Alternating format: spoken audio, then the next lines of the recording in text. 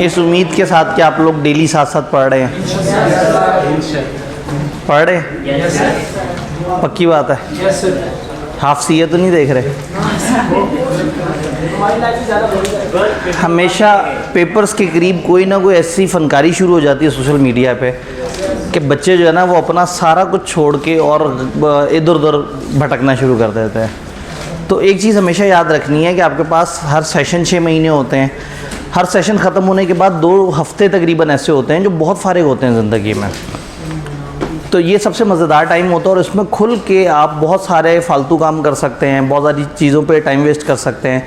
लेकिन N papers के करीब जो है ना, ये मुझे लगता है कि जो जिनका अपना नहीं हो रहा ना सीए, वो सोचते हैं कि ज़रा बाकियों को भी तकलीफ़ दें। वो सोशल मीडिया पे आप देखेंगे अगले 1-1.5 महीने इतना कचरा नज़र आएगा। अगले 1-1.5 महीने टोटल आपको बस हर वो पोस्ट नज़र आएगी जिससे आपका पढ़ाई से दिल उचाट हो जाए। एक पोस्ट आएगी सीए कर ही हम क्यों रहे हैं, एक पोस्ट आएगी सीए वाले तो तबाह हो जाते हैं, बर्बाद हो जाते हैं। मतलब सीए वाले 6 महीने से बर्बाद हो रहे थे, ये आखिरी महीने में क्यों याद आया है? तो इसलिए ना मतलब इन दिनों अपने आप को बहुत खसूसी तौर पे बचा के रखना है, सेफ़ रखना है। सोशल मीडिया पे जाके सिर्फ एसबीआई की खबरें देखनी है और वापस आ जाना है, ठीक है। उसके अलावा जो है ना आपने सिर्फ तामीरी कामों के लिए इस्तेमाल करना है। कहने का मतलब है कि बस थोड़ा सा ज़रा एक्स्ट्रा एहतियात करें। इन दिनों क्या होता है, सब लोग पढ़ाई से फ्रस्ट्रेट हो के सोशल मीडिया पे जाके और वहाँ चुटकुले छोड़ रहे होते हैं, वहाँ बाकी सारी एक्टिविटीज़ हो रही होती हैं। तो जो पढ़ना चाह रहा होता है वो उनको चुटकुलों में मज़ा आना शुरू हो जाता है। वो कहता है अरे वाह, मतलब असल दुनिया तो ये है, मैं पता नहीं कौन सी फालतू दुनिया में था। तो उससे वो डिट्रैक्ट हो जाते हैं। ज़रूर यूज़ करें सोशल मीडिया, लेकिन उसका टाइम सेट कर लें, या अगर ये मुश्किल है तो फिर पढ़ाई का टाइम सेट कर लें। मतलब अगर आपको लगता है कि नहीं सोशल मीडिया तो एक मेन चीज़ है ना, तो सर ने कह दिया उसका टाइम सेट कर लें, वो मुश्किल है तो फिर उसे छोड़ें, पढ़ाई का कम से कम टाइम सेट कर लें और उस पढ़ाई वाले टाइम पे सोशल मीडिया यूज़ ना हो। मैं एक मशवरा अक्सर देता हूँ कि ये जो मोबाइल्स हैं ना, इनकी बैटरी की लाइफ बढ़ती है अगर इनको ऑफ़ करके चार्ज किया जाए, और आपकी पढ़ाई की लाइफ बढ़ती है अगर आप पढ़ाई के वक्त इसको चार्जिंग पे लगा दें। तो एक वक्त में 2 मज़े आ जाए। आप जब पढ़ने बैठें मोबाइल को करें ऑफ़ और इसको अपने से दूर चार्जिंग पे लगा दें, इसकी बैटरी भी बढ़ेगी और उससे ज़्यादा फ़ायदा आपको होगा कि आप दूर रहेंगे। कम से कम दिन में ऐसा टाइम डिफ़ाइन कर लें जिसमें आपको पता हो कि मिनिमम एक्टिविटी है सोशल मीडिया पे, ना इस टाइम पे दोस्तों ने मैसेज करने हैं, ना इस टाइम पे कुछ और। बहुत अर्ली सुबह और बहुत लेट नाइट, ये 2 बड़े अच्छे टाइम होते हैं। हर तरह का स्टूडेंट होता है, कुछ रात जागने वाले होते हैं, कुछ सुबह जागने वाले होते हैं। तो कोई भी टाइम जो बहुत सुबह अर्ली है, फजर के बाद के 3-4 घंटे, या अगर आप रात जागने वाले हैं तो यूँ समझें कि रात 12 के बाद से 3-4 घंटे, तकरीबन फजर से पिछले 4 घंटे, फजर से अगले 4 घंटे, जो भी जिस भी तरफ आप अपने आप को सेट करते हैं, ये इंतहाई प्यारा टाइम है। अच्छी बात तो ये है कि सुबह के वक्त पढ़ाई की जाए या सुबह फजर के बाद, लेकिन यही है कि बजाय इसके कि इस टाइम पे हम अचानक से कहें कि हमें अच्छा इंसान बनना है और ज़बरदस्ती हम फजर के बाद जागे रहने की कोशिश करें, जबकि पिछले 6 महीने से ऐसा नहीं कर रहे, तो इस वक्त अपने आप को एकदम से नहीं बदलना। आइडियली अच्छी बात यह है कि सुबह उठना शुरू हो जाएँ, लेकिन ये ज़रूर है पहचान लें कि आपकी ज़िंदगी में कौन सा टाइम ज़्यादा प्रोडक्टिव है। आप रात को आसानी से जाग लेते हैं या सुबह आप फजर के बाद देर आराम से जागे रह सकते हैं, ठीक है। और अगर आप ये कहें कि सर मैं रात भी जल्दी सो जाता हूँ और सुबह भी देर से उठता हूँ, तो फिर आप गलत जगह पे आ गए, मतलब। और एटलीस्ट आखिरी मंथ में आके तो ये इंतहाई गलत जगह। अब तो अगस्त शुरू हो गया, अब तो बचे ही कुछ नहीं। क्या आपको अभी भी कोई एंटरटेनमेंट फील हो रही है ज़िंदगी में? क्या आपको अभी भी कुछ लगता है कि नहीं मेरे पास तो इतना एम्पल टाइम है कि ज़ाया किया जा सकता है? तो बस कोशिश ये करें कि फ़ोकस के साथ चीज़ों को लेके चलें। और ख़ास तौर पे जो ग्रुप ए वाले लोग हैं उनको तो वैसे ही ग्रुप ए से ग्रुप बी तक का ट्रैवल जो है वो करने के लिए कम से कम 2 पेपर पास करने होते हैं। तो कम से कम अपने ऑप्शंस तो आप बेहतर करें, पेपर दे के उन्हें पास करने वाला काम। लेकिन बस थोड़ा सा ज़िंदगी में सीरियस हो जाएं। अगर आप मेरी बात समझ पा रहे हैं तो थोड़ा सा ज़िंदगी में सीरियस हो जाएं इंशाअल्लाह ताला। ये कुछ 6 महीने की सीरियसनेस नहीं है। हो सकता है आप कहें जी सारे लोग बचपन से मैं कहते आ रहे हैं कि जी पढ़ लो, बस यही टाइम है पढ़ने का, आगे तो ज़रूरत ही नहीं है। मैं आपसे ये पूछूंगा कि पिछले 5 महीने में कितना कोई तूफ़ानी पढ़ा है आपने? उस वक्त आप अय्याशी कर रहे थे, आपको फील नहीं हो रहा था, तो कम से कम आज आखिरी महीने में आके तो उन 5 महीने को कंपनसेट कर दें। इस वक्त तो कम से कम ये सोच लें कि बस अब वक्त आ गया है, अब नहीं तो फिर कब। तो इसलिए इस मंथ आप जो है ना थोड़ा सा पढ़ाई पे ज़्यादा सीरियस हो जाएं, रेगुलर डेज़ की निस्बत थोड़ा सा ज़्यादा टाइम एलोकेट करें और सोशल मीडिया पे थोड़ी सी एक्टिविटी कम कर लें। आप महीने के अंदर जो मिस करेंगे उसके बाद आधा महीना आपके पास होगा पेपरों के फ़ौरन बाद, आप वो सारा कुछ अचीव कर लेंगे। वो सारे फजूल लोग उस वक्त भी वहाँ मौजूद होंगे, वो सारी फजूल पोस्टें उस वक्त भी मौजूद होंगी, उस वक्त भी वहाँ एक्टिविटी चल रही होगी। तो इसलिए ना अच्छे टाइम पे खामखा अपने आप को गलत एक्टिविटीज़ में मत डालें। इंशाअल्लाह ताला उम्मीद करते हैं कि आपको बात समझ आई होगी। थोड़ा आगे चलते हैं। हम लोगों ने बात की थी अदर लॉस की, और अदर लॉस के अंदर हम चलते चलते बात कर रहे थे कि ये 3 चैप्टर है हमारे 16, 17 और 18। 17 जो सबसे छोटा वाला था हमने उसको कवर किया, फिर 16 और 18 आज का हमारा टारगेट है। इसमें मिला के 4 लॉज हैं। किताब ने इन लॉज के ऊपर ज़्यादा डिस्कशन नहीं की, और वो किताब ये चाहती है कि हम इन लॉ को बस इतना मोटा मोटा समझ लें कि बस हमें एक अंडरस्टैंडिंग और पेपर में हम क्रैमिंग वाले सवाल को कर सकें। 3 अटैम्प्ट्स हुई हैं, आज तक इन्होंने कभी यहाँ से लॉजिकल सवाल नहीं पूछा, और आई स्ट्रांगली बिलीव कि उनका पूछना बनता भी नहीं है। उनके पास ऑलरेडी काफ़ी जगह है कॉन्ट्रैक्ट टैक और पार्टनरशिप जहाँ पे नज़रियाती सवाल पूछे जा सकते हैं। लेकिन ये इन लॉज ने हमें ज़्यादा बताया ही नहीं है, बड़ी थोड़ी थोड़ी सी इन्फॉर्मेशन दी है और कुछ डेफिनेशंस दी हैं। तो इसमें क्रैमिंग बेस्ड सवाल थोड़े से ज़्यादा एंटिसिपेटेड हैं, तो आपने इसको समझना ज़रूर है, मैं समझाऊंगा ज़रूर, लेकिन तैयारी करते हुए आपने इसको क्रैमिंग की तरफ थोड़ा सा ज़्यादा फोकस रखना है। बीइंग अ टीचर बुरा लगता है ये कहते हुए कि आप क्रैम करें, लेकिन ऑब्वियसली अब क्रिटिकल इंफ्रास्ट्रक्चर की डेफिनेशन आ जाए और आप अपने दिल से लिखना चाह रहे हो तो जितना भी आप खूबसूरत बनाएंगे आप उसकी हाफ ऑफ द कंटेंट की बात कर सकेंगे। जब हम अदर लॉस की बात करते हैं, क्लास के स्टार्ट में एक भाई कुछ पूछना चाह रहे थे यहाँ से। 2 डेफिनेशन रहती थी, data damage and critical infrastructure. Data damage और क्रिटिकल इंफ्रास्ट्रक्चर, उन्होंने कहा हमारी 2 डेफिनेशंस रहती थी, बड़ा अच्छा याद कराया। डाटा डैमेज और क्रिटिकल इंफ्रास्ट्रक्चर एक दफ़ा जल्दी से इसे देख लेते हैं।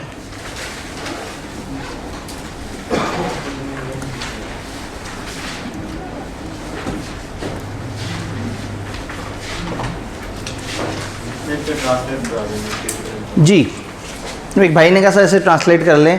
ठीक है, थोड़ी मुश्किल डेफिनेशन है, स्टेप बाय स्टेप चलते हैं। डाटा डैमेज,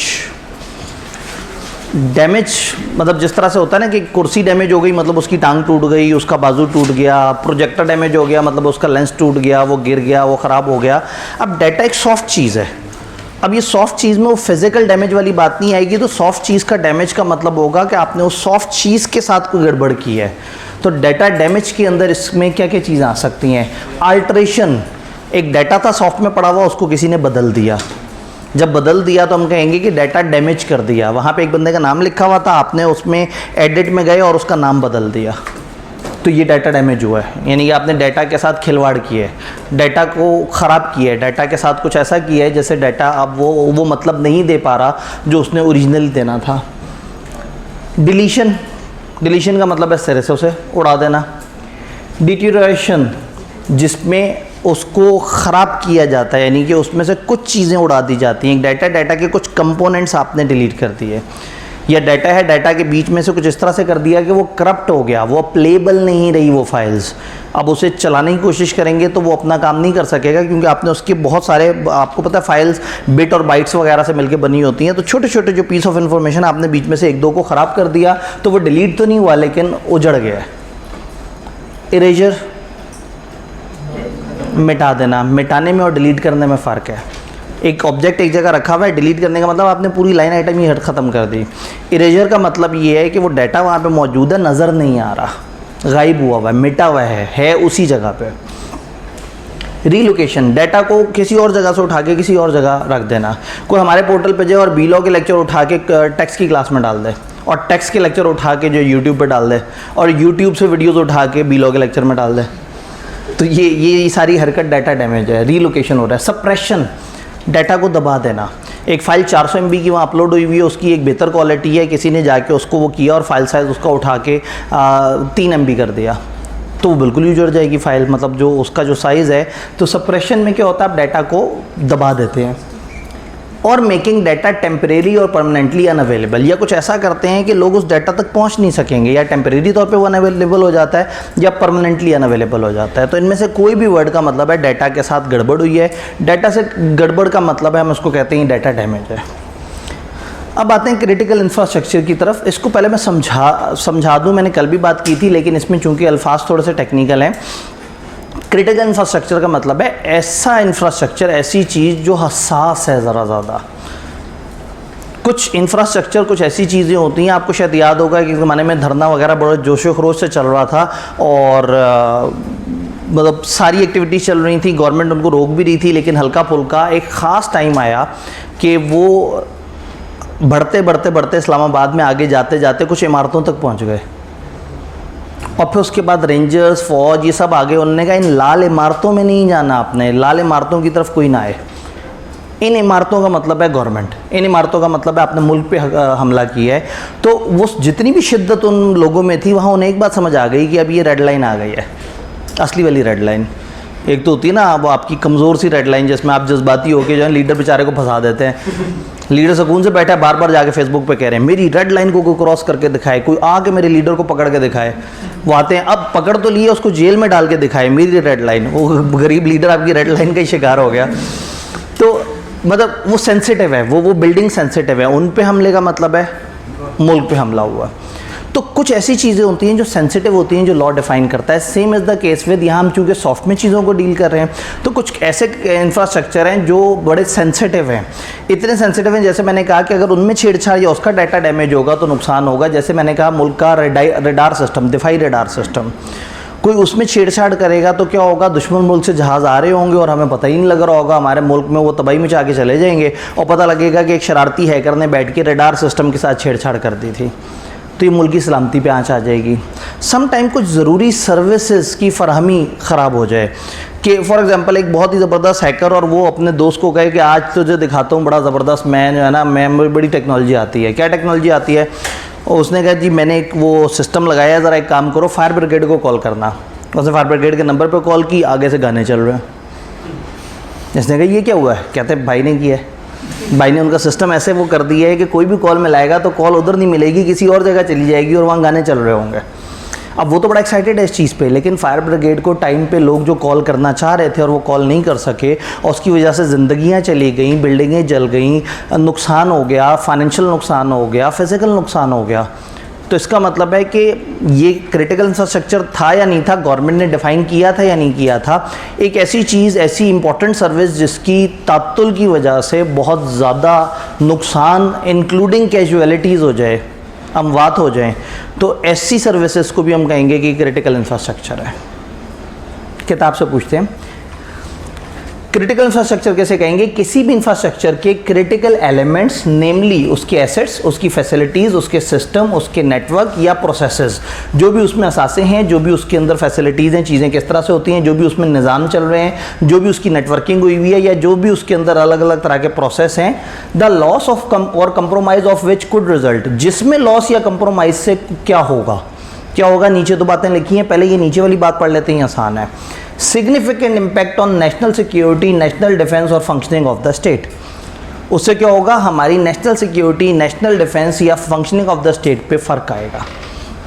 जैसे हमने कहा रडार सिस्टम, जैसे हमने कहा कि इस तरह की चीज़ें जो कि गवर्नमेंट लेवल पे चीज़ों को ख़राब कर दें। या दूसरा क्या है, इससे मेजर डेट्रीमेंटल का मतलब होता है नुकसानदेह, मेजर नुकसानदेह इम्पैक्ट ऑन अवेलेबिलिटी, इंटेग्रिटी और डिलीवरी ऑफ एसेंशियल सर्विसेज। उसने कहा कि वो वाली चीज़ें जिसमें मेजर नुकसानदेह इम्पैक्ट आ जाए, अवेलेबिलिटी पे, इंटेग्रिटी मतलब सही से काम हो रहा हो, और डिलीवरी ऑफ एसेंशियल सर्विसेज, कुछ ऐसी एसेंशियल सर्विसेज जो है वो तात्तुल आ जाए उसमें, जिसमें गड़बड़ हो जाए, इंक्लूडिंग दो सर्विस जिसमें वो सर्विसेज शामिल हैं, हुज इंटेग्रिटी, जिसकी जो सिस्टम था अगर वो कंप्रोमाइज़ होगा, could result in significant loss of life, जिसकी वजह से नुकसान हो सकेगा लाइफ का, कैजुअलिटीज़ हो सकेंगी, कैजुअलिटीज़ मतलब अमवात, taking into account significant economic और सोशल इम्पैक्ट, और उसके आपने सोशल और इकोनॉमिक इम्पैक्ट्स को भी जहन में रखना है। तो फॉर एग्जांपल अगर एक बंदा आके एक ऐसी मायूसी फैलाना शुरू कर दे जो सोशली सारे लोगों को लगे कि पाकिस्तान तो तबाह हो गया, पाकिस्तान से निकल जाना चाहिए, और निकलते निकलते कम से कम किसी एक आध इमारत को आग लगा के जाना चाहिए, तो इस किस्म की हरकत भी, इस किस्म की चीज़ भी जिसकी वजह से एक सोशल इम्पैक्ट ख़राब आया है या लोगों समाजी तौर पे आपने उनको बुरी तरह से डिस्टर्ब कर दिया है, तो ये सारी चीज़ें कहलाएंगी कि आपने क्रिटिकल इंफ्रास्ट्रक्चर के साथ छेड़छाड़ की है। तो ये इतनी बड़ी डेफिनेशन है कि इसमें कभी भी कुछ भी, आपकी फेसबुक की एक पोस्ट भी इसके अंदर काउंट हो सकती है कि आपने क्रिटिकल इंफ्रास्ट्रक्चर के साथ छेड़छाड़ की है। If you are that much influencer कि आप सोशल इम्पैक्ट क्रिएट कर सकते हैं। तो सोशल इम्पैक्ट हो, इकोनॉमिक इम्पैक्ट हो या ज़िंदगियों का इम्पैक्ट हो, किसी भी किस्म का इम्पैक्ट अगर आपकी वजह से हुआ है तो ऐसी छेड़छाड़ जिससे कोई एसेंशियल सर्विसेज मुतासर हो जाए या पाकिस्तान का दिफा मुतासर हो जाए, तो ये कहलाएगा क्रिटिकल इंफ्रास्ट्रक्चर। अगेन रट्टा मारना है, ठीक है। मैं इस पर ज़रूर एनर्जी लगाई है, आपको एक एक लफ्ज़ ब लफ्ज़ समझाया है, लेकिन अल्टीमेटली ये सारी बातें जहन से आप खुद लिखने बैठेंगे तो चीज़ें मिस हो जाएंगी। भूल जाएं पेपर में, रट्टा याद ना रहे, बेशक खुद से लिख दीजिएगा, कुछ ना कुछ नंबर मिल जाएंगे, लेकिन एटलीस्ट जो सीधे सीधे सवाल हैं उसमें नंबर मिस नहीं होने चाहिए। जल्दी से हम वापस चलते हैं अपने टारगेट की तरफ।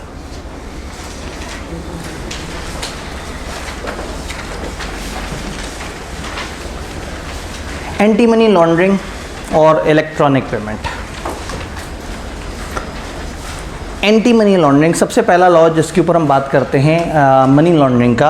अब मनी लॉन्ड्रिंग या 4 अलग अलग लॉज हैं और किताब ने इन चारों पे ज़्यादा डिटेल से बात नहीं की, बस इनका कुछ इंट्रोडक्शन बताया है और हल्की हल्की सी डिस्कशन है। तो जितना इन्होंने इंट्रोडक्शन बताया और जितनी हल्की हल्की सी डिस्कशन है, हम गुस्ताखी नहीं करेंगे उससे आगे जाने की, ठीक है जी।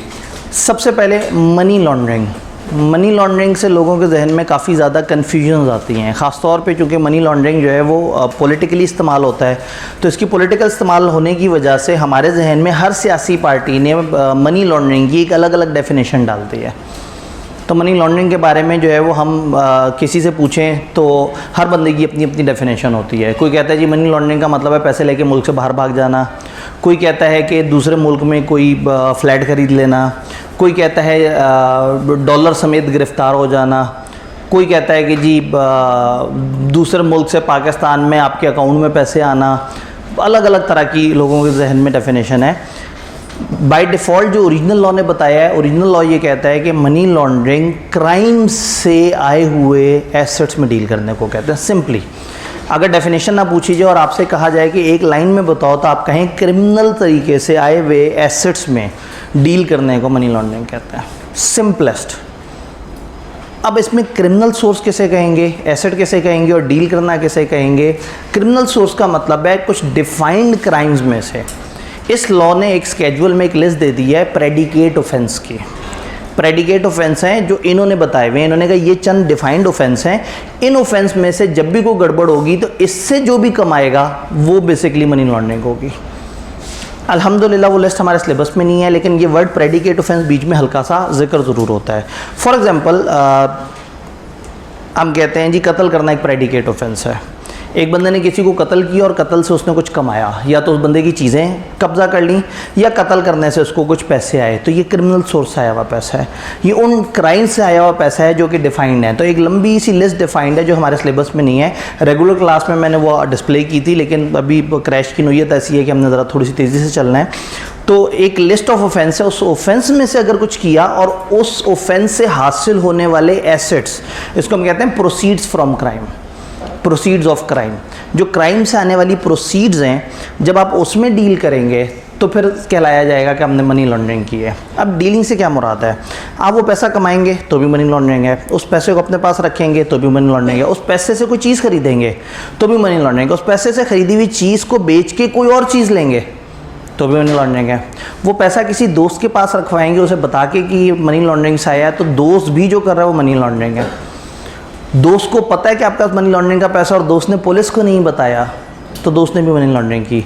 हर वो शख्स जिसने सपोर्ट किया, पार्टिसिपेट किया, एसोसिएट किया, आपको सपोर्ट किया, मोटिवेट किया, कन्विंस किया कि यार ये अच्छा काम है ऐसा करो, हर उस शख्स ने मनी लॉन्ड्रिंग की है। तो एसेट्स में डील करना, एसेट्स को कन्वर्ट करना, किसी फॉर्म में शिफ्ट करना, उसमें सपोर्ट करना किसी भी किस्म की, ये सारे एक्शन जो है मनी लॉन्ड्रिंग कहलाते हैं। कंप्रिहेंसिव डेफिनेशन किताब से पूछते हैं। इस डेफिनेशन में इतने सारे वर्ड्स हैं जो एक दूसरे से मिलते जुलते हैं, एक दूसरे को सपोर्ट कर रहे हैं। अब person shall be guilty of offence of money laundering अगर वो पर्सन इन 4 में से कोई भी एक काम करता है। 4 काम क्या है, एक्वायर करे, कन्वर्ट करे, पोजेस करे, यूज करे या ट्रांसफर करे प्रॉपर्टी को, प्रॉपर्टी यानी एसेट्स। एक ऐसा एसेट एक्वायर करे, कन्वर्ट करे, पोजेस करे, यूज करे या ट्रांसफर करे, कैसा एसेट, नोइंग और having reason to believe that such properties proceeds of crime, जो आपको पता हो कि प्रोसीड्स ऑफ क्राइम है, या हैविंग रीजन टू बिलीव, या तो आपको एक्सप्रेसली पता हो या हालातों वाक़यात से आपको नज़र आ रहा हो कि ये प्रोसीड्स ऑफ क्राइम है। ये ऐसे ही है जैसे आपका हॉस्टल मेट आपके आके कहे कि यार आज जो है ना ज़रा चल के महंगे वाले पराठे खा के आते हैं, चीज़ वाले पराठे। आप उसे देख रहे हैं इसको क्या हो गया, ये तो एक पराठे में 2 दिन गुजार लेता है सादा पराठे में, तो ये चीज़ पराठे की बात कर रहा है। तो आप कहेंगे क्यों, क्या हुआ, कहता है ये तो छोटी बात है। उसके बाद चलेंगे घूमने, वो हुंजा वगैरह से घूम के आएंगे, फिर पीसी बुरबन में 10 दिन का स्टे करेंगे, फिर कुछ और। आपने कहा क्यों, कहते बस मेरे पास को 2-2.5 करोड़ सरप्लस आया हुआ है। अब आपको अपने दोस्त की औकात का भी पता है। तो ये भाई साहब के पास अगर 2-2.5 करोड़ आया हुआ और इतना सरप्लस आया हुआ है कि भाई साहब पीसी बुरबन में ठहरने की बातें कर रहे हैं, हुंजा जाने की बातें कर रहे हैं, आपको तो हैरत खैर पहले लेवल पे हुई थी ना चीज़ पराठा, आपने कहा ये तो इतना भी नहीं सोच सकता। इसका मतलब है कि अगर आपको उसकी हकीकत का पता है और आपके सामने उसके पास पैसे आए हुए हैं और आपको समझ नहीं आ रहा है ये पैसे कहाँ से आ रहे हैं, तो आप भी गलत है। एक होता है आपको पता हो, एक है हैविंग रीज़न टू बिलीव। तो you have a reason to believe कि इस गरीब गुरबा आदमी के पास ये अचानक से इतना पैसा कहाँ से आ गया, सिवाय इसके कि इसने कोई गड़बड़ की हो।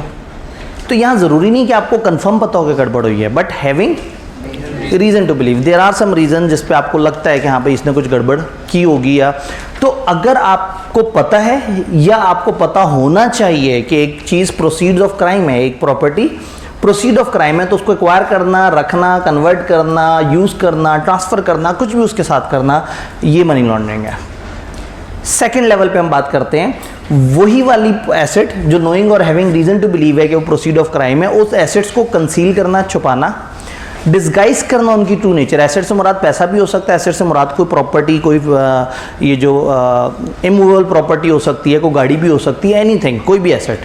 तो जब आप उसे कंसील करें या उसकी ट्रू नेचर को छुपाएं, उसकी ओरिजिन, लोकेशन, डिस्पोजिशन, मूवमेंट या ओनरशिप में कुछ वो करें, यानी आप उसकी ओनरशिप बदल दें, उसको छुपा लें, उसका जगह चेंज कर दें, उसकी शनाख्त चेंज कर दें, कुछ भी ऐसे एसेट के साथ करें ताकि लोगों को गुमराह कर सकें, तो ये हरकत भी मनी लॉन्ड्रिंग है। तीसरा, आप होल्ड करें, पोजेस करें on behalf of other person कोई भी ऐसा एसेट जो आपको पता है या पता होना चाहिए कि प्रोसीड्स ऑफ क्राइम है।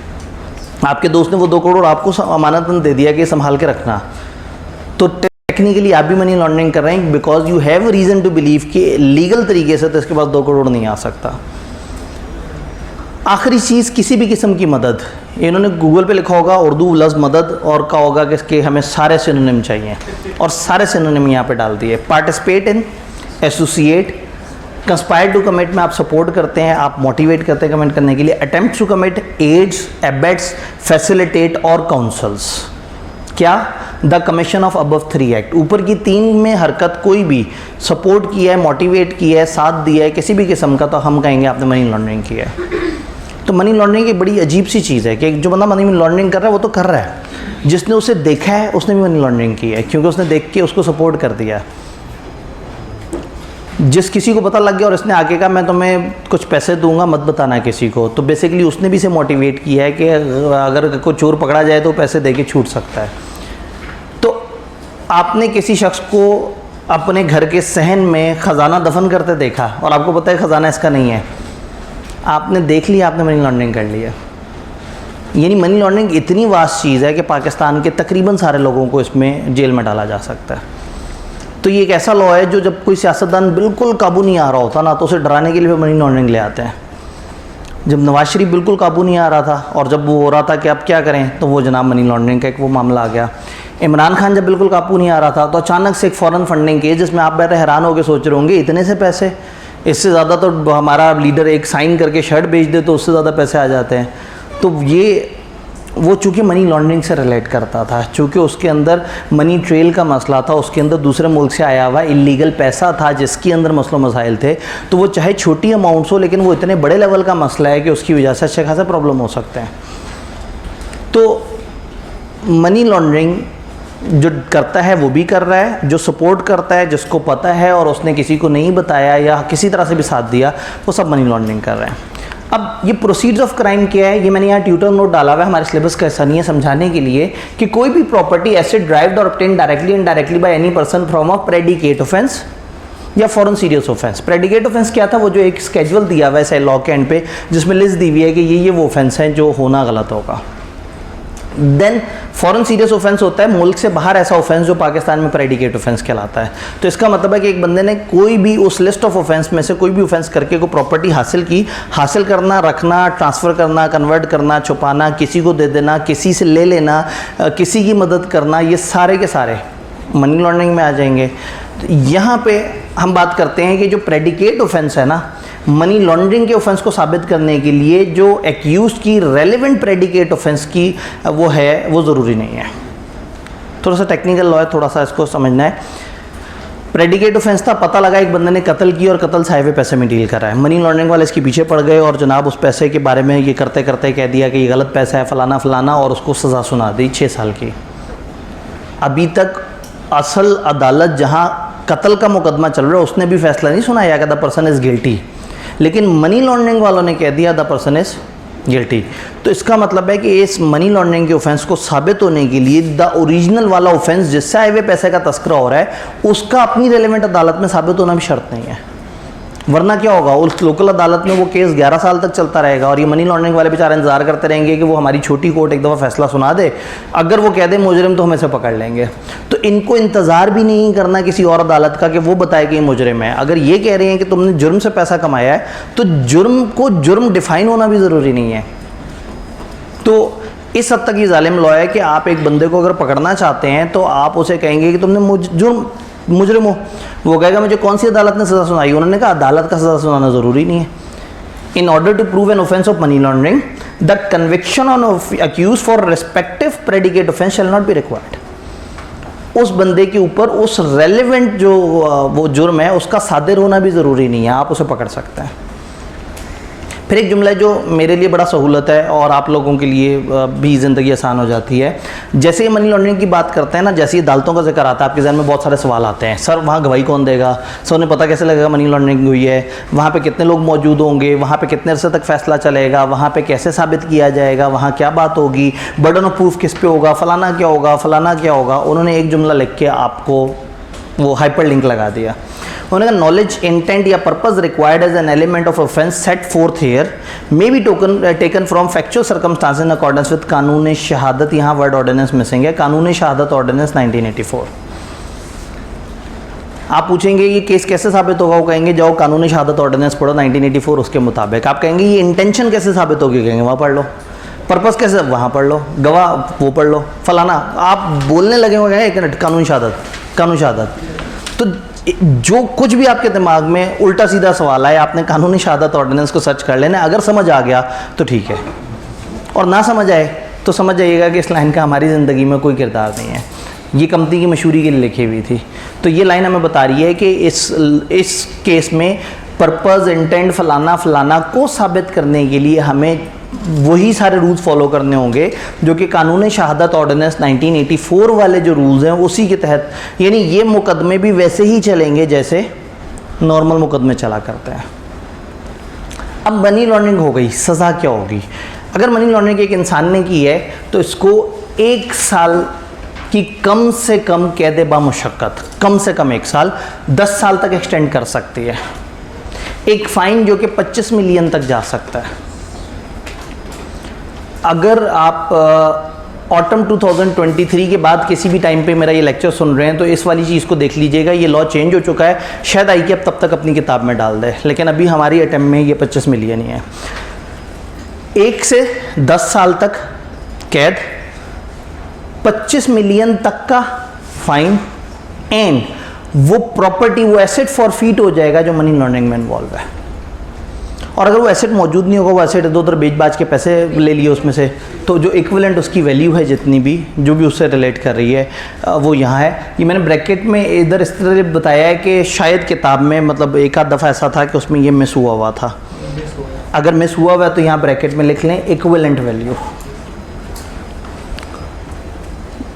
तो 1 से 10 साल तक की कैद, 25 मिलियन तक का फाइन, एंड वो एसेट भी जब्त हो जाएगा या उस एसेट की इक्विवेलेंट वैल्यू आपसे छीन ली जाएगी जितने की आपने मनी लॉन्ड्रिंग की है। अब अगले लेवल पे आते हैं, अगर एक कंपनी ने मनी लॉन्ड्रिंग की है, कंपनी कैसे कहते हैं, आप लोगों ने अलग अलग कंपनी की बहुत सारी डेफिनेशन पढ़ी है। इस लॉ के मुताबिक कंपनी किसी भी ग्रुप ऑफ पर्सन को कहते हैं।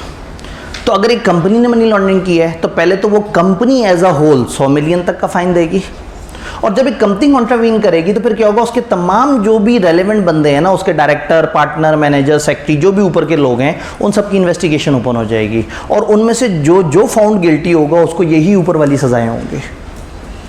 तो इंडिविजुअल को 1 से 10 साल, 25 मिलियन तक, और वो चीज़ छिन जाएगी। कंपनी होगी तो कंपनी को बहैसियत कंपनी 100 मिलियन, और फिर उसके कंपनी ने फ्रॉड किया है या मनी लॉन्ड्रिंग की है, मतलब इंसानों ने की है ना, कंपनी तो बेचारी एक मतलब ग्रुप ऑफ पर्सन है, तो फिर वो इंसानों की तहकीक खुल जाएगी और इंसानों से जो है वो वही रिकवर कर लिया जाएगा। जो जो इंसान पकड़ा जाएगा, हो सकता है 3 लोग मनी लॉन्ड्रिंग का शिकार पाए जाएँ, तो तीनों को ये सज़ाएँ भी होंगी और कंपनी एज अ होल उस ग्रुप को 100 मिलियन का जुर्माना पड़ा। 25 मिलियन भी अलग से जी, 25 मिलियन भी अलग से। ये तीनों में एंड है। अगर कभी आपको ना लॉ में या किसी भी जगह एक बहुत लंबी सी लिस्ट नज़र आए या 2-3 चीज़ों की लिस्ट नज़र आए और आपको ये ना समझ आ रहा हो कि इन सब में एंड है या और है, तो जो सेकंड लास्ट पॉइंट होता है ना, उसमें नॉर्मली एक वर्ड लिखा होता है जो कि उस पूरे को तसलसल करा होता है, ये एंड ये। तो इस एंड का मतलब है इन तीनों में एंड है। अगर यहाँ और होता तो इन तीनों में फिर और होता, ठीक है। और अगर किसी ने बहुत ही सादा लैंग्वेज में लिखा होता तो वो ये लिखेगा, फिर लिखेगा और, फिर ये लिखेगा, फिर लिखेगा और, फिर ये लिखेगा। तो अगर आपको कहीं भी कोई लिस्ट नज़र आए और उसमें नहीं समझ आ रहा हो कि एंड है या और है, तो सेकंड लास्ट पॉइंट को देख लें, उसके साथ सेमी कॉलन के आगे एंड या और लिखा होगा। तो लॉ को इस तरह से जब पढ़ रहे होते हैं, तो अगर कभी बेयर लॉ आप देखें तो ये एंड वाला एंड या और जो है वो आपको बताएगा। तो इसका मतलब है तीनों में एंड है, सज़ा भी, फाइन भी, और जो आपका एसेट है वो भी छिन जाएगा या उसकी इक्विवेलेंट वैल्यू। कंपनी के केस में ये डिफरेंट है। थोड़ा जल्दी से आगे चलते हैं, वक्त कम है। जनरल डिस्कशन किताब ने दी हुई है, ये मैं आपको सजेस्ट करूंगा कि आपने एक दफ़ा पढ़ के उसको इग्नोर कर देना। ज़्यादा से ज़्यादा आप आखिरी एक आध लाइन, ये बिल्कुल लास्ट लाइन अगर याद रखना चाहें तो याद रख लें। बाकी इन्होंने सिर्फ तबसरा किया है कि मनी लॉन्ड्रिंग एक इलीगल प्रोसेस है पैसे बनाने का, गलत तरीक़ों से, क्रिमिनल सोर्स आया हुआ पैसा गंदा होता है, डर्टी होता है, ये प्रोसेस उसे साफ़ कर देता है। एंटी मनी लॉन्ड्रिंग के रूल्स हैं जो बिजनेस इंस्टीट्यूट्स वगैरह और कंट्रीज़ को हेल्प करते हैं मनी लॉन्ड्रिंग्स को एलिमिनेट करने के या टेररिस्ट फाइनेंसिंग एक्टिविटी को।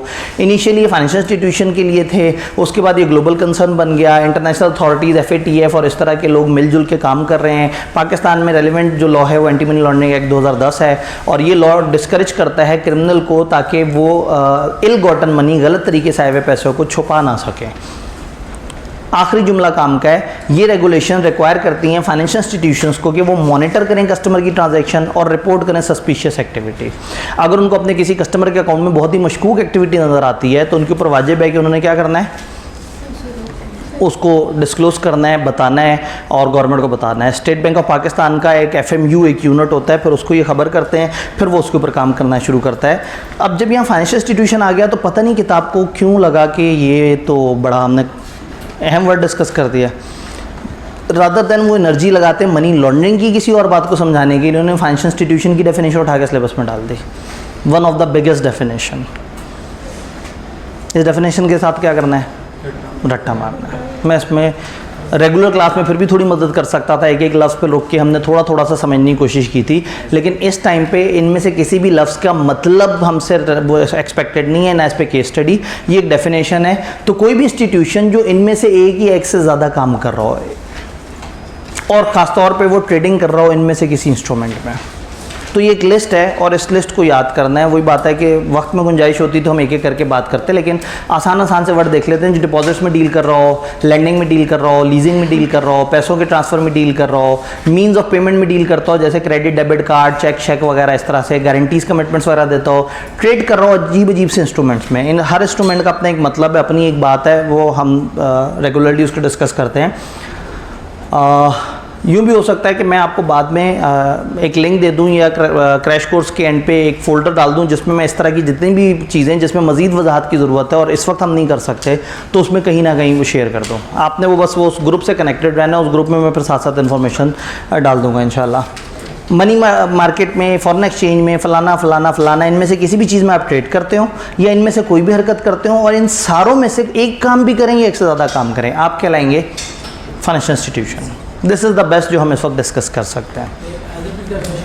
जी, as it is definition unfortunately. मतलब अब आप ऑब्वियसली ना देखें, कमोडिटी फ्यूचर ट्रेडिंग को आप कुछ नहीं कर सकते। एक स्पेसिफिक जार्गन है ना कि कमोडिटी की फ्यूचर ट्रेडिंग एक पूरा बिजनेस है, फ्यूचर्स एक पूरा बिजनेस है। अब आप उसके साथ कुछ नहीं कर सकते। अब फ्यूचर को हम ये नहीं लिख सकते एनीथिंग अपकमिंग नेक्स्ट ईयर, मतलब वो ऑफिशियल कुछ जार्गन्स हैं, कुछ वर्ड्स हैं। तो डेफिनेशन पे जब हम आते हैं तो हमारे हाथ थोड़े से बन जाते हैं। वो लोग जो परेशान होते हैं कि लॉ को जी ओरिजिनल लैंग्वेज में लिखना है या नहीं लिखना है, या किताब की लैंग्वेज ज़रूरी है, डेफिनेशंस आर दोज जार्गन जिसमें ICAP कहता है कि जार्गन्स हम चाहते हैं कि उसी ज़बान में हो। उसके अलावा उन्होंने हमेशा आपको अलाउ किया हुआ है कि आप अपने अल्फाज में लिख सकते हैं। वक्त कम और मुकाबला सख्त। इलेक्ट्रॉनिक पेमेंट्स, इस चैप्टर का दूसरा लॉ। इलेक्ट्रॉनिक पेमेंट की कहानी समझ आ जाए तो फिर उसके बाद ज़्यादा मुश्किल बात नहीं है। कहानी ये है कि इलेक्ट्रॉनिक पेमेंट जो है वो हमेशा होंगी किसी ना किसी सिस्टम के थ्रू। जी आवाज़ पीछे क्लियर है? जो इलेक्ट्रॉनिक पेमेंट्स हैं वो किसी ना किसी सिस्टम के थ्रू हो रही होंगी, और वो सिस्टम कोई ना कोई एक सॉफ्ट निज़ाम होगा जो पेमेंट्स को प्रोसेस करता होगा। फॉर एग्जाम्पल ईजी पैसा। ईजी पैसा एक निज़ाम है। अगर एक बंदे ने दूसरे को पैसे ट्रांसफ़र करने हैं तो वो ईजी पैसा की ऐप यूज़ करके या किसी दुकानदार के पास जाके उसको पैसे दे, उसे कहे ये ईजी पैसा करा दो। भाई किसी ने हमारे कॉलेज में भी पैसे जमा कराने हो तो एक तरीका ये है कि वो अपने घर बैठ के अपने ऑनलाइन ट्रांसफ़र कर दे। एक तरीका ये है कि वो ईजी पैसा पे जाए और ईजी पैसा की ऐप से जो है वो उसको ट्रांसफ़र कर दे। तीसरा तरीका है कि वो फिजिकल पैसे उठा के दुकानदार को दे दे, उनसे कहे। सिर्फ ईजी पैसा नहीं है, बहुत सारी और ऑप्शंस हैं। आपको जैस कैश का भी पता है, फिनका है, मुख्तलिफ तरह की इतनी सारी ऐप्स आ गई हुई हैं। तो ये डिफरेंट मोड्स होते हैं ऑनलाइन पेमेंट के ट्रांसफ़र के। ये जो ऑनलाइन पेमेंट ट्रांसफ़र होती है इसको हम कहते हैं इलेक्ट्रॉनिक फ़ंड ट्रांसफ़र। अब जो इलेक्ट्रॉनिक फ़ंड ट्रांसफ़र है इसके लिए आपको समटाइम इस तरह का एक पोर्टल चाहिए होता है। अब ये पोर्टल जो है दुनिया में जितने मर्जी हो सकते हैं। फॉर एग्जांपल हम अपने कॉलेज का भी कोई निज़ाम बना सकते हैं कि अपनी वेबसाइट पे एक ऑप्शन दे दें जिसमें हमारे कॉलेज को पेमेंट दी जा सकती है। अब हम अगर अपना एक निज़ाम बनाएं तो क्या वो पूरे पाकिस्तान में सारे लोग उसे फॉलो करेंगे? जवाब है नहीं। उसको वो फॉलो करेगा जो उसको सही मानता है। और किसी भी इदारे ने अगर एक निज़ाम को फॉलो करना है तो वो पहले ये देखेगा कि क्या स्टेट बैंक की तरफ से वो निज़ाम अप्रूव्ड निज़ाम है या नहीं। स्टेट बैंक की तरफ से वो निज़ाम अप्रूव्ड निज़ाम है या नहीं है। तो फिर क्या होगा कि अगर कोई इदारा एक नया निज़ाम बनाएगा, फॉर एग्जांपल टेलीनॉर वालों ने जिस वक्त ईजी पैसा बनाया होगा तो उस वक्त टेलीनॉर वाले गए होंगे स्टेट बैंक ऑफ पाकिस्तान के पास। उनसे कहा होगा जी आप पाकिस्तान के पैसों के सारे मामलात को देखते हैं, आप हमें इजाज़त दें कि हम अपनी इस ऐप के थ्रू, हम अपने इस टूल के थ्रू पाकिस्तान में पैसे को ऑनलाइन ट्रांसफ़र कर दें। तो स्टेट बैंक ऑफ पाकिस्तान ने कहा होगा कि ठीक है जी, हमें आपसे कुछ चीज़ें क्लैरिटीज़ चाहिए, कुछ बातें जो है वो आप वो कर दें। आपका सिस्टम सिक्योर होना चाहिए, आपका ऑपरेटर्स अच्छा होना चाहिए, आपके बैकअप अरेंजमेंट्स अच्छे होने चाहिए। हैं बैकअप अरेंजमेंट्स, शुगर हम इलेक्ट्रॉनिक पेमेंट्स नहीं करते, नहीं तो इस वक्त जो है वो लोगों की पेमेंट्स हवा में लटक जाती। अजीब सा ही वैसे मामला है। AC भी चल रहा है, मतलब उन्होंने कहा बच्चे कंफर्टेबल रहें। ठीक है, टीचर से तकलीफ़ में आ रहे थे तो चलो अंधेरे से टीचर भी ना नज़र आए और AC भी बंद ना हो ताकि ठंडक भी रहे। तो AC भी चल रहा है, प्रोजेक्टर भी चल रहा है, बस रोशनी नहीं है। ये कोई साजिश हुई है। ये जो है ना स्पेसिफिकली किसी ने जो है ना तार कहीं से काट दी है रोशनी वाली।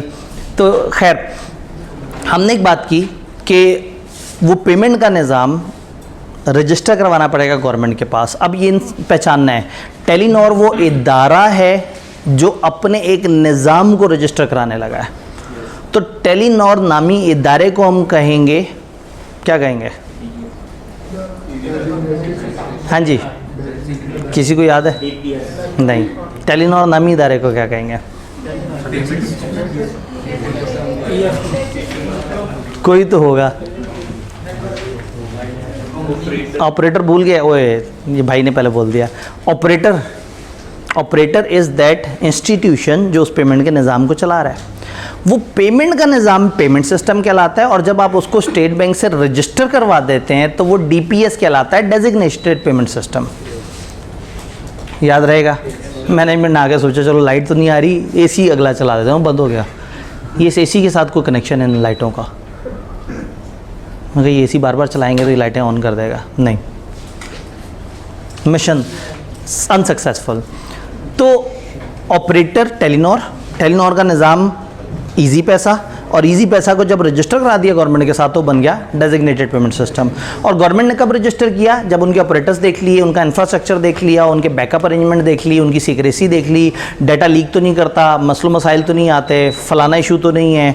तो ये सारी चीज़ें जब एक साथ डील हो रही हैं, जब इन सारी चीज़ों को देखा जा रहा है तो इनकी बेस पे एक लाइसेंस मिल जाएगा इन इदारों को, जिसके बाद इनका सिस्टम पेमेंट सिस्टम कहलाएगा डेजिग्नेटेड पेमेंट सिस्टम। क्या ये लाइसेंस ख़त्म भी हो सकता है? हाँ, ये ख़त्म भी हो सकता है अगर आपको रूल फॉलो ना करें, लाइसेंस की किसी टर्म और कंडीशन का ख्याल ना रखें, इस लॉ की को खिलाफ वर्जी कर दें, पाकिस्तान की बका सलामती के अगेंस्ट आ जाएं और गवर्नमेंट को लग रहा हो कि हाँ भाई ये इस वक्त लोगों के बेस्ट इंटरेस्ट में है कि इस सिस्टम को बंद हो जाना चाहिए। अगर आपका सिस्टम गड़बड़ें कर रहा हो, फ्रॉड कर रहा हो, लोगों के साथ चालबाजी कर रहा हो, तो उसको ख़त्म भी किया जा सकता है। या सिस्टम को चलाने वाले ही अगर अपना सेटअप वाइंड अप कर रहे हैं पाकिस्तान में या दुनिया में, तो गवर्नमेंट उन्हें कह सकती है भाई अपने सिस्टम को बंद कर दें। तो समझने वाली बात इसमें इतनी है। बाकी पे डेफिनेशन है कि इलेक्ट्रॉनिक फ़ंड ट्रांसफ़र किसे कहते हैं, इलेक्ट्रॉनिक मनी किसे कहते हैं, और ये ऑपरेटर किसे कहते हैं, और ये जो जितनी भी सारी डिस्कशन है इसको।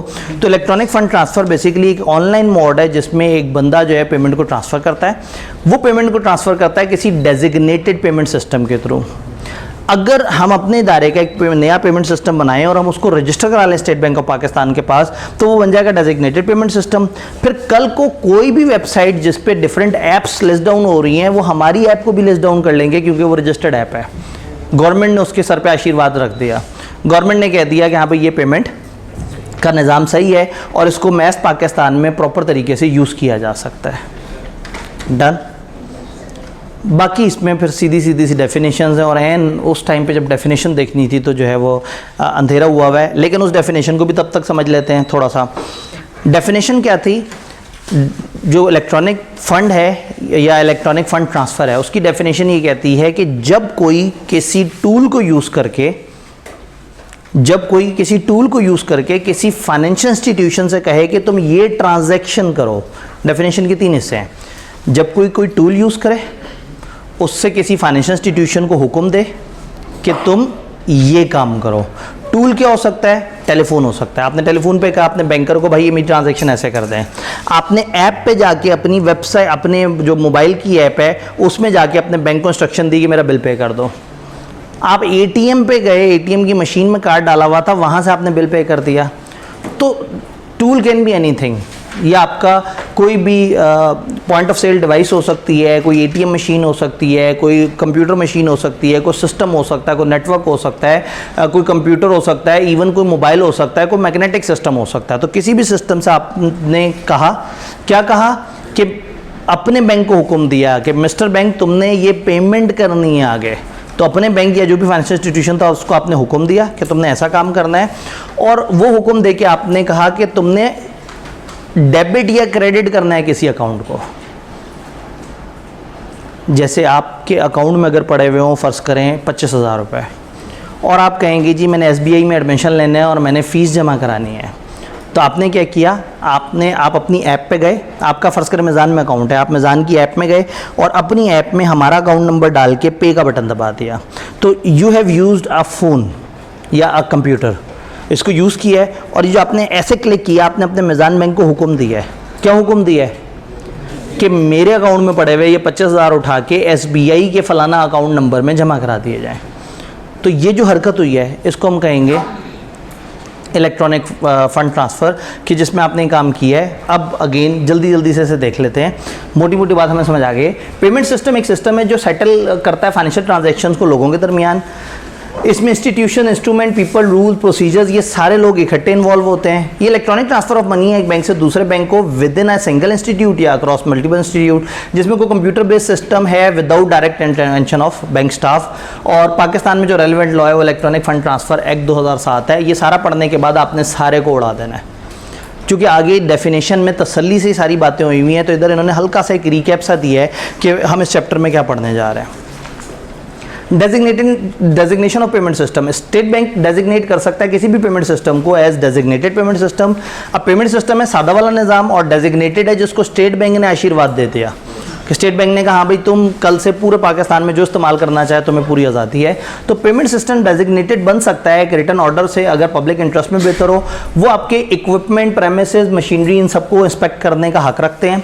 वो डेजिग्नेशन रिवोक कर सकते हैं अगर आप ऑपरेटिवली काम, आप अगर नोइंगली आपने गलत इन्फॉर्मेशन जमा कराई है, को फ्रॉड कर रहे हैं, बेईमानी कर रहे हैं, आप जो ऑपरेटर है, ऑपरेटर जो कि मेन उसको चलाने वाला है, वो वाइंड अप हो रहा है। जो दरमियान में समटाइम सेटलमेंट इंस्टीट्यूशन होता है जो पैसे के ट्रांसफर को देख रहा होता है, ये लोग वाइंडिंग अप में पाकिस्तान में या कहीं पे भी कोई टर्म आपने एक्ट की तोड़ दी है या स्टेट बैंक को लगता है कि ये वसीतर मफाद में है, तो स्टेट बैंक आपको एक अपॉर्चुनिटी देगा, आप आज जाके अपना पॉइंट ऑफ व्यू बयान करेंगे। अगर उन्हें नहीं आपकी लॉजिक कन्विंस करेगी तो वो आपके लाइसेंस को कैंसिल कर देंगे। अगर तो बहुत ज़्यादा रिस्क इन्वॉल्व होगा तो ऐसा नहीं है कि पहले वो तहकीकात करें फिर कैंसिल करें, वो पहले आपको सस्पेंड कर देंगे, होल्ड कर देंगे और तहकीकात शुरू कर देंगे। तहकीकात के एंड पे अगर साबित हो गया तो वो आपको कैंसिल कर देंगे। तो ये इस पर डिस्कशन है। ऑपरेशनल अरेंजमेंट क्या हो सकता है? हर ऑपरेटर जैसे मैंने कहा कि टेलीनॉर ऑपरेटर है और डीपीएस है उनका इजी पैसा, तो हर ऑपरेटर एस्टेब्लिश करेगा फॉलोइंग अरेंजमेंट।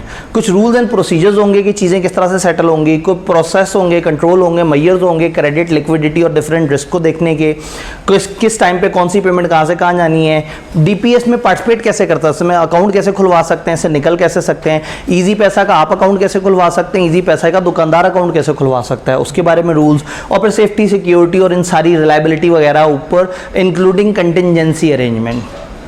अभी कंटिजेंसी अरेंजमेंट किया जैसे भी पढ़ाते हुए, अगर लाइट चली जाए तो there must be a contingency arrangement कि कोई बैकअप पे जनरेटर चल पड़े, कोई यूपीएस चल पड़े, कोई ना कोई इस तरह से चीज़ बैकएंड से काम कर रही हो, तो ये कहलाते हैं कंटिजेंसी अरेंजमेंट।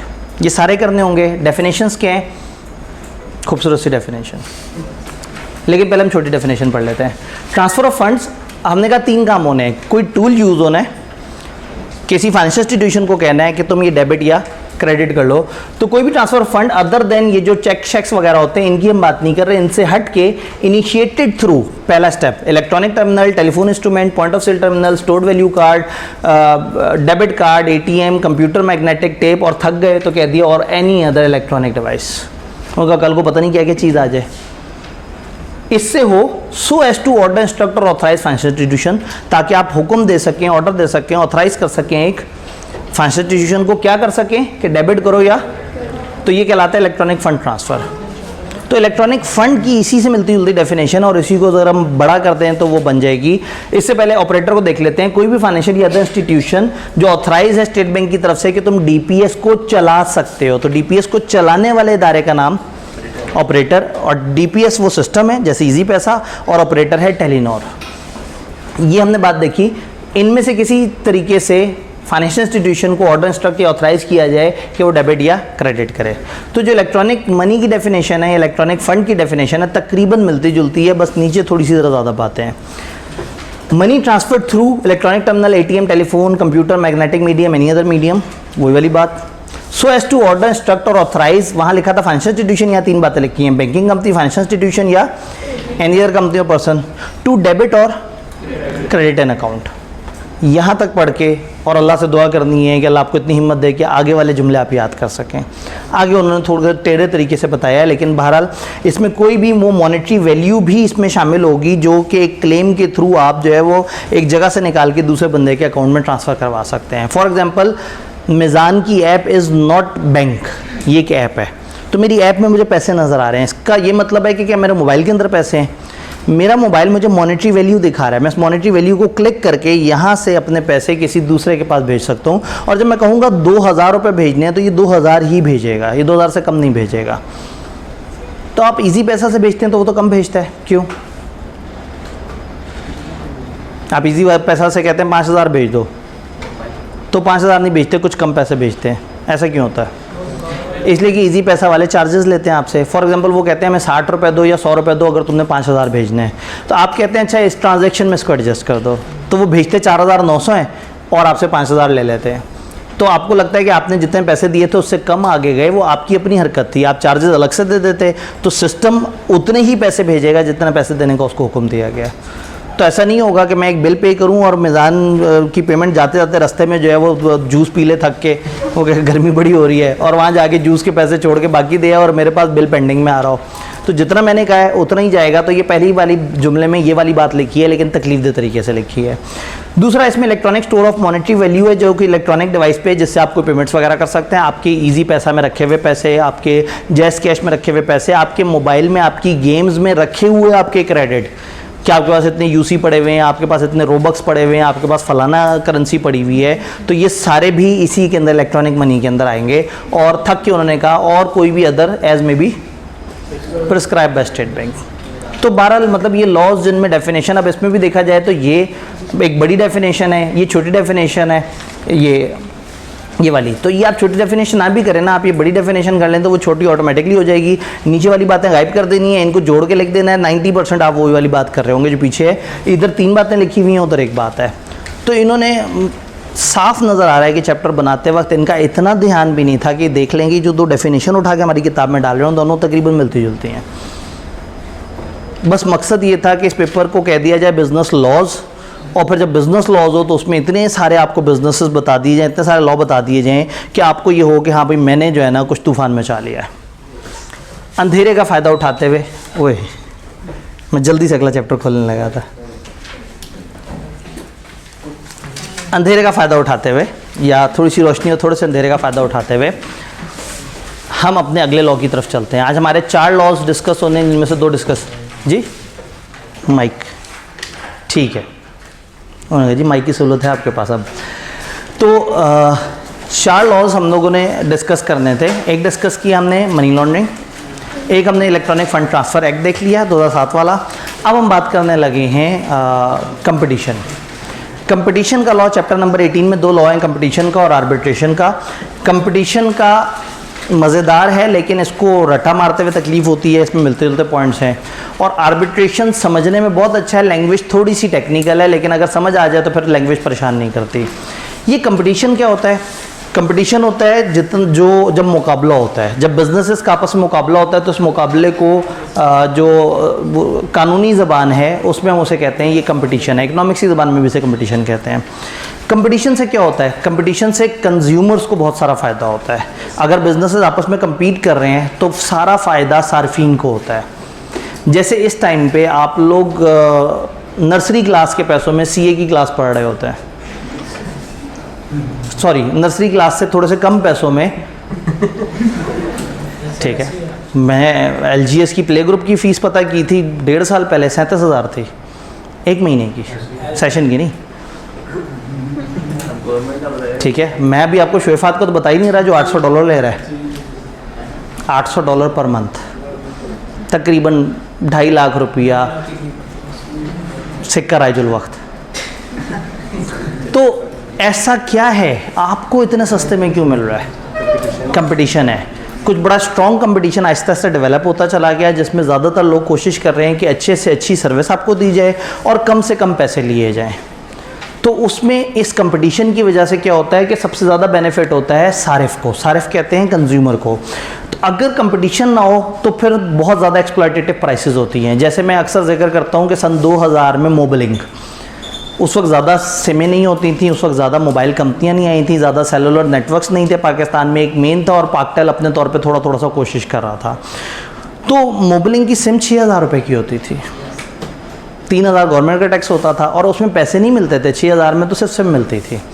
फिर 600 का कार्ड होता था। उस वक्त मुझे याद है कि 300 का कार्ड आया तो लोग पागल हो गए कि अरे 300 रुपये, इतनी छोटी रकम भी हमें ऐड कर सकते हैं, वरना कम से कम 600 रुपये का कार्ड होता था बैक इन 2000, 23 साल पहले। तो 23 साल पहले आप कम से कम अपने मोबाइल में जो लोड कर सकते थे वो 600 रुपये होता था। 23 साल पहले के 600 रुपये का मतलब है आज का 10,000। शायद मैं लोअर साइड पे हूँ, हायर साइड पे नहीं हूँ। तो इतना ज़्यादा मसला था। फिर कॉल करें तो मसला, कॉल सुने तो भी मसला। अगर सिंध से पंजाब अगर कॉल आती थी तो कॉल सुनने वाले को 100 रुपये पर मिनट देने पड़, सॉरी 32 रुपये पर मिनट देने पड़ते थे कॉल सुनने वाले को। करने वाला तो मर जाता था ना, वो तो कॉल करते साथ ही आईसीयू में उसे ले जाते थे, क्योंकि वो तो कॉल ख़त्म और उसका 600 का कार्ड ख़त्म, मतलब वो 2-3 मिनट की बात होती थी सारी। तो इतना ज़्यादा मारामारी चल रही थी। फिर क्या हुआ, टेलीनॉर आए, वारेद आए, फिर यूफोन, फिर इन सब ने जो है चीज़ों को इम्प्रूव किया, कंपटीशन, खंबे लगाए, इंटरनेट, फलाना। अब 150 रुपये में सिम मिलती है, फ्री में सिम मिलती है, सिम में 150 रुपये बैलेंस होता है, 1 रुपये में पूरे दिन के लिए इंटरनेट का पैकेज मिल जाता है, 2 रुपये में शायद पूरे दिन कॉलिंग कर सकते हैं, और पता नहीं क्या क्या पैकेजेस हैं। क्यों हुआ? कंपटीशन है। जब कंपटीशन होता है तो सारे एंजॉय करते हैं, और जो सेलर्स हैं वो परेशान होते हैं, क्योंकि उनको ज़्यादा खर्चा करके और वैल्यू देनी होती है, जबकि वो उतना अर्न नहीं कर रहे होते हैं। तो कंपटीशन किसी भी मुल्क में अगर ख़राब हो जाए ना, तो उस मुल्क के लोग बड़ी बुरी तरह से मुतासर होते हैं। तो हर मुल्क में कंपटीशन कमीशन हुआ करता था, और पाकिस्तान हमेशा बड़े एहसास कमतरी में होता था, क्योंकि हमारे यहाँ एक इदारा होता था, उसका नाम होता था मोनोपोली कंट्रोल अथॉरिटी, MCA। तो अक्सर सोचते थे कि दुनिया में कंपटीशन कमीशन है और हमारे यहाँ मोनोपोली कंट्रोल अथॉरिटी है। तो एक दिन उन्होंने फैसला किया, एक नया लॉ लेके आए, और उस मोनोपोली कंट्रोल अथॉरिटी का नाम बदल के कर दिया कंपटीशन कमीशन ऑफ पाकिस्तान। तो ये लॉ एक कंपटीशन कमीशन ऑफ पाकिस्तान को वजूद देता है, CCP। जो CCP का मकसद है कि पाकिस्तान में हर लेवल पे कंपटीशन को प्रमोट करे, हर लेवल, मतलब गवर्नमेंट के इदारे भी किसी का इस्तेसाल ना करें, प्राइवेट सेक्टर भी इस्तेसाल ना करे, पब्लिक सेक्टर भी इस्तेसाल ना करे, बिजनेसेस आपस में मिल के अच्छे तरीके से चलें, एक दूसरे को तंग ना करें, और ऐसे तरीके से चलें कि लोगों को ज़्यादा से ज़्यादा बेनिफिट मिले। तो इसको हम कहते हैं कंपटीशन। तो कंपटीशन कमीशन ऑफ पाकिस्तान की जब हम बात करते हैं, तो इसका ऑब्जेक्टिव है कि वो इंश्योर करे फ्री कंपटीशन तमाम spheres of commercial economic activity, ताकि एफिशिएंसी इकोनॉमिक आ सके, और कंज्यूमर्स को एंटी कंपेटिटिव बिहेवियर, वो बिहेवियर जिस तरह का मैंने कहा ना कि मोबलिंग जब अकेला था तो उसने कहा मैं जो मर्जी करूँ, मुझे किसने कुछ कहना है, तो ये ऐसे बिहेवियर एंटी कंपेटिटिव कहते हैं। तो एंटी कंपेटिटिव बिहेवियर से बचाए और इस्टेब्लिश करे एक इदारा जिसका नाम हो CCP। ये इदारा इंडिपेंडेंट बॉडी है, कौसाई रेगुलेटरी, कौसाई जो खुद ब खुद हो जाते थे, याद है? तो कौसाई रेगुलेटरी ये अपने रूल्स खुद बनाते हैं, कौसाई जुडिशियल ये अपने केसेस को खुद डील करते हैं, यानी ये अपने जज भी खुद ही हैं, ये अपने कानूनदान भी खुद ही हैं। एक ऐसा इदारा है जो खुद ही कानून बनाता है, खुद ही उसको इंटरप्रेट करता है। जैसे ICAP अपने कवानीन बनाता है, एक इंडिपेंडेंट इदारा है, अपने कवानीन खुद बनाता है, खुद ही उनको देखता है, और खुद ही उन कवानीन के तहत लोगों को सज़ाएँ भी सुना देता है। तो ऐसा इदारा जो इंडिपेंडेंट है, और ये इस लेवल का इंडिपेंडेंट इदारा है कि ये गवर्नमेंट के इदारों को भी चैलेंज कर सकता है। ICAP को भी इसने 1-2 दफ़ा कहा कि भाई आप ये गलत कर रहे हैं, आप ये गलत कर रहे हैं, ICAP को फाइन डाल दिया। यानी इस लेवल का इदारा है कि ये किसी गवर्नमेंट के इदारे को भी जो इसके सेम लेवल पे भी हो, उसको भी फाइन डाल सकता है कि जी आप कुछ गलत कर रहे हैं। अब अच्छा भला कंपटीशन कमीशन ऑफ पाकिस्तान और इससे रिलेटेड काफ़ी सारी बातें हो सकती थी, लेकिन किताब को बहुत सारी फालतू बातें करनी है, उन्होंने अपने सफ़े पूरे करने थे, ऐਵੇਂ बैठे बैठे डेफिनेशन देनी शुरू कर दी गुड्स। मतलब कौन से बच्चों को हम क्या पढ़ा रहे हैं, लेकिन किताब में लिखा हुआ है गुड्स मतलब कोई भी शय, raw material, product, by product जो पैसों के तहत बेची जाती है। रिटेलर किसे कहते हैं? परचून वाले को। होलसेलर किसे कहते हैं? जो बल्क में। तो होलसेलर वो जो बल्क में खरीदता है मैन्युफैक्चर से, और आगे रिटेलर्स दुकानदारों को देता है, यानी वो खरीदता है नॉट फॉर वो खरीदता है फॉर रीसेल पर्पस। वो रीसेल करेगा आगे वाले बिजनेस को जो आगे बेचेंगे, लेकिन रिटेलर खरीदता है इसलिए कि वो कंज्यूमर्स को दे। तो जो दुकानदार कंज्यूमर को चीज़ बेच रहा है वो रिटेलर है, और जो एक बिजनेस दूसरे बिजनेस को चीज़ बेच रहा है वो होलसेलर है। तो अ पर्सन जो परचेज करता है गुड्स और सेल करता है दूसरों को फॉर रीसेल, और रिटेलर उसे कहेंगे जो दूसरों को बेचता है अदर देन फॉर रीसेल, उनको कंजम्पशन के लिए बेचता है। फिर रेलेवेंट मार्केट किसे कहेंगे? यानी हम कहते हैं ना हर मार्केट में कंपटीशन होना चाहिए। तो उन्होंने कहा मार्केट 2 तरह की होती है, प्रोडक्ट मार्केट और जोग्राफिक मार्केट। गंदी सी डेफिनेशन है, वक्त कम है तो आप एक दफ़ा ऐसे रट्टा मार लीजिएगा।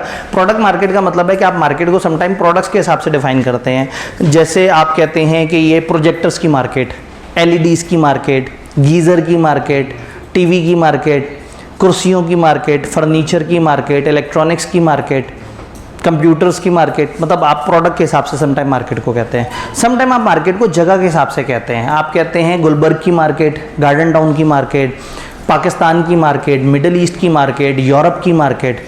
तो जब आप लोकेशन के हिसाब से चीज़ों को कहें तो वो जोग्राफिकल मार्केट कहलाएगी, और जब एक प्रोडक्ट के हिसाब से कहेंगे तो प्रोडक्ट मार्केट कहेंगे वो मार्केट जिसमें मिलती जुलती प्रोडक्ट्स मिलती जुलती प्राइसेस पे और मिलते जुलते फीचर्स के साथ बिक रही हैं। जोग्राफिक मार्केट कहेंगे उस जोग्राफिकल एरिया को, वो जो एक फिजिकल एरिया जो दूसरे एरिया से डिफरेंट है, हर एरिया का अपना अपना ट्रेंड है। अब हो सकता है गार्डन टाउन और मॉडल टाउन में प्राइसें मिलती जुलती हों, चीज़ें मिलती जुलती हों, तो हम इन दोनों को मिला के एक बड़ी मार्केट काउंट करेंगे।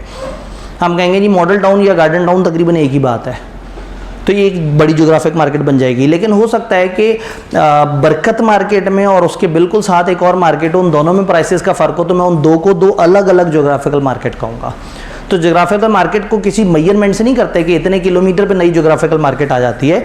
जहाँ रूल्स चेंज हो जाते हैं, जहाँ प्राइसेस चेंज हो जाती हैं, तौर तरीके चेंज हो जाते हैं, वो मार्केट डिफरेंट हो जाती है।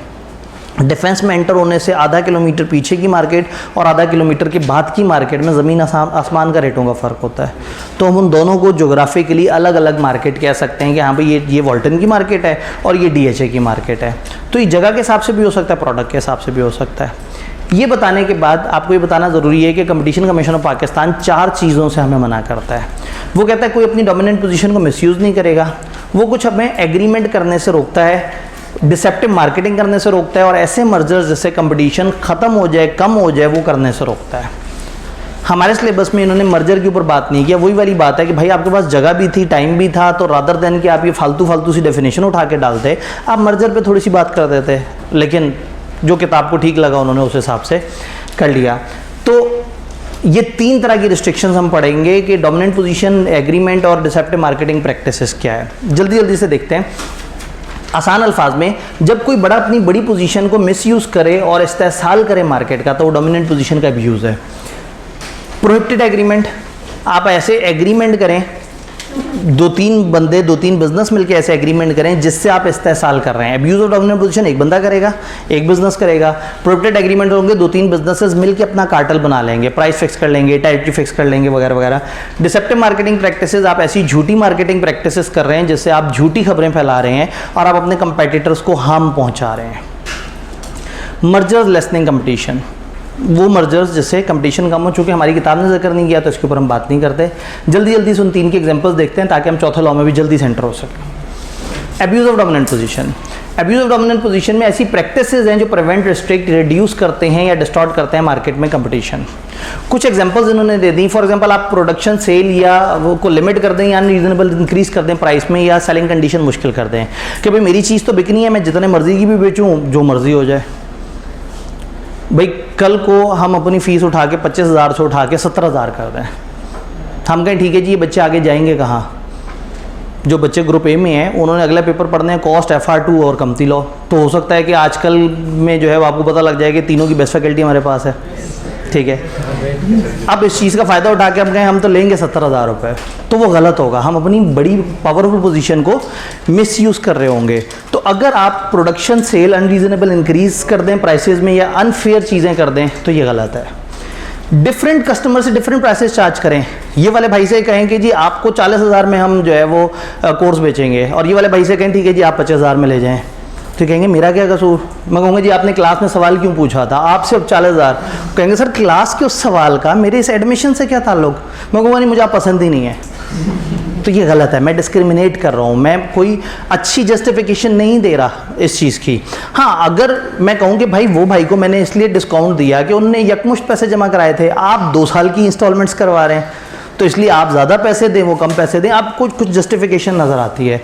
जस्टिफिकेशन के साथ प्राइस डिस्क्रिमिनेशन अलाउड है, लेकिन विदाउट जस्टिफिकेशन, फॉर एग्जाम्पल ये भाई कहें सर आप मुझे 50,000 का कोर्स बेच रहे हैं, वो भाई को 17,000 में बेच दिया, तो मैं कहूँगा उन्होंने खाली ऑनलाइन लिया था, आपने पूरा पैकेज लिया, ऑनलाइन भी हो, फिजिकल भी हो, क्लास में भी आ जाओ, इस तरह से करके, तो एक जस्टिफिकेशन है। लेकिन अगर दोनों एक ही तरह की चीज़ ले रहे हो, सिमिलर कंडीशन हो, और हम दोनों के साथ अलग अलग ट्रीटमेंट कर रहे हो, तो इसे हम कहेंगे कि हमने अपनी पोजीशन को मिसयूज़ किया है। इसी तरह से अगर आप अपनी पोजीशन को मिसयूज़ करते हुए मुख्तलिफ तरह की टेक्निकल डेवलपमेंट्स पर रुकावट डाल दें, आप सप्लाई शॉर्ट कर दें, आप कहते हैं कि बस अब सीटें मिलनी ही नहीं है, अब जो है वो अब आप तबाह हो जाओ, आप बर्बाद हो जाओ, हमने आपको एडमिशन देना, हम एडमिशन स्टार्ट करें और कहें कि सॉरी अब हमारी सीटें बंद है। अब बजाय इसकी कि आप बेचारे एनर्जी इस्तेमाल करें कि डिस्काउंट मिल जाए सर, अगर थोड़ा सा वो हो जाए, इस तरह से आपकी सारी एनर्जी कहाँ लग जाएगी? सर सीट दे दें, कोई बात नहीं, पैसों की तो बात की बात है। तो कहेंगे यार पैसे तो कहाँ की बात है, जगह ही नहीं है कमरे में। सर अच्छा मैं अपनी कुर्सी खुद ले आऊँगा, ठीक है। उन्होंने कहा भाई क्लास में रखने की जगह नहीं है सर, मैं खिड़की से झांक के पढ़ लूँगा। अच्छा यार देखते हैं, हो सकता है कोई आध बच्चा ड्रॉप हो, एहतियातन तुम अभी पूरे पैसे जमा करा दो, देखते हैं। तो ये गलत होगा कि अगर आप इस तरह से लोगों को बगैर जस्टिफिकेशन के को अनरीजनेबल चीज़ें कहें, अनरीजनेबल तरीके बताएं, इसी तरह से आप चीज़ों को लिंक कर दें, ठीक है जी। फॉर एग्जांपल आप लोग कहेंगे जी हमने कमती लॉ में एडमिशन लेना है जी, आब्दी साहब के पास कमती लॉ में एडमिशन लेना है, आपने कहा जी कमती लॉ में एडमिशन उसी को मिलेगा जो कॉस्ट भी हमसे पड़ेगा। आप कहेंगे ये क्या बात हुई, ये तो बदतमीज़ी है। भाई मैं तो सिर्फ कमती लॉ पढ़ने आ रहा हूँ, तो मतलब तो हम कहें नहीं, कमती लॉ का एडमिशन मिलता ही उसे है जो कम से कम 2 पेपर या 3 पेपर हमसे पढ़ता है, तो ये मैं अपनी पोजीशन को मिसयूज़ कर रहा हूँगा, ये गलत बात हो जाएगी। जी क्या कर सकते हैं?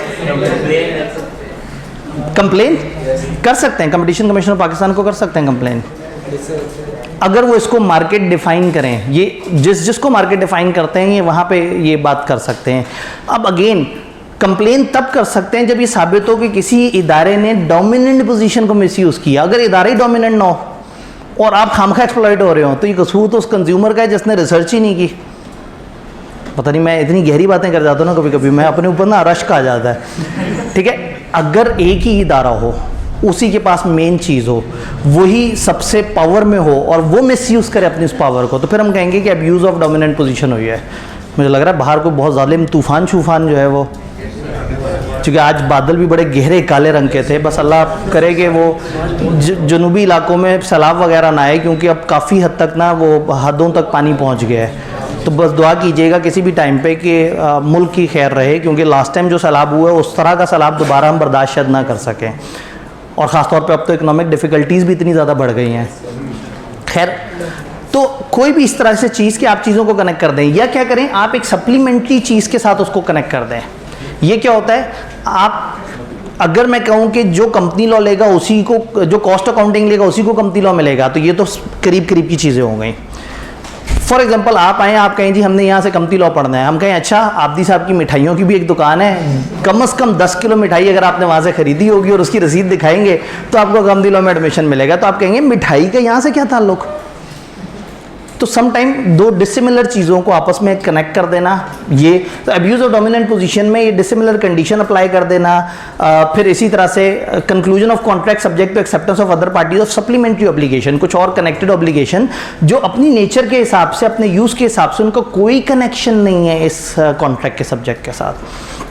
इसी तरह से बाइकआउट करना, बाकी उनको निकाल देना, ख़त्म कर देना उनके साथ मामला, रिफ्यूज़ कर देना किसी को डील करने के, कंपेटिटर को जान के प्रीडेटरी प्राइसिंग से वो कर देना।